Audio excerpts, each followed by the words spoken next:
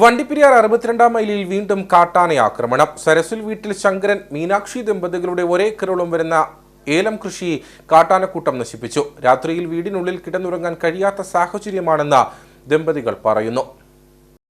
കഴിഞ്ഞ ഒരാഴ്ചക്കാലമായി വണ്ടിപ്പെരിയാർ 62-ാം മൈലിലെ സ്വകാര്യ ഏലത്തോട്ടത്തിലെ ഏലകൃഷി കാട്ടാനക്കൂട്ടം എത്തി നശിപ്പിക്കുന്നത് പതിവാണ്.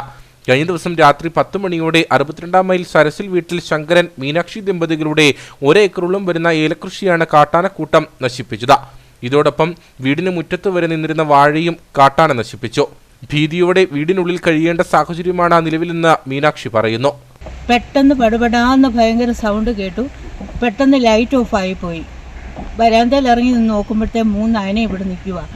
എന്നിട്ട് ഇതെല്ലാം പറിച്ചിട്ട് ഈ ഗേറ്റ് പിടിച്ച് അങ്ങോട്ട് വീട്ടിലേക്ക് വരാനായിട്ട് തുടങ്ങുമായിരുന്നു. ഞാൻ പെട്ടെന്ന് കഥ കടച്ച് വെച്ച് പുള്ളിയെ വിളിച്ചു. ഞങ്ങൾ ഇവിടെ വന്ന് പുറത്ത് ലൈറ്റില്ലല്ലോ, അവിടെ നിന്ന് നോക്കുമ്പോഴത്തേക്കിന് ഈ 3 എണ്ണം ഇവിടെ നിന്ന് വീട്ടിലേക്ക് വരാനായിട്ട് ഇറങ്ങി വരിക. അപ്പം ഞാൻ പെട്ടെന്ന് കഥ കടച്ചിട്ട് ഞങ്ങൾ അകത്ത് കയറി മിണ്ടാതിരുന്നു.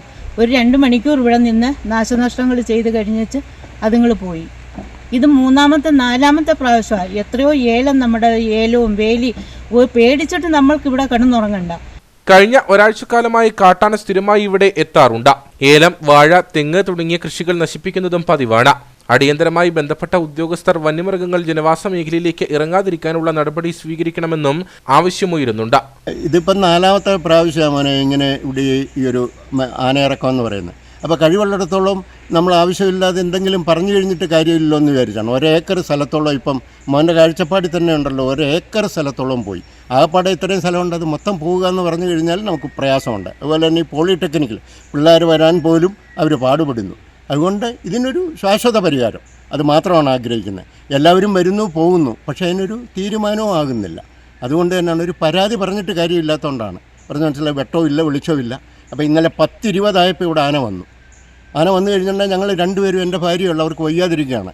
അപ്പോൾ അതെല്ലാം പറഞ്ഞല്ലേ, അങ്ങോട്ടോ ഇങ്ങോട്ടോ പോകണമെങ്കിൽ നമുക്ക് കഴിയുന്നില്ല.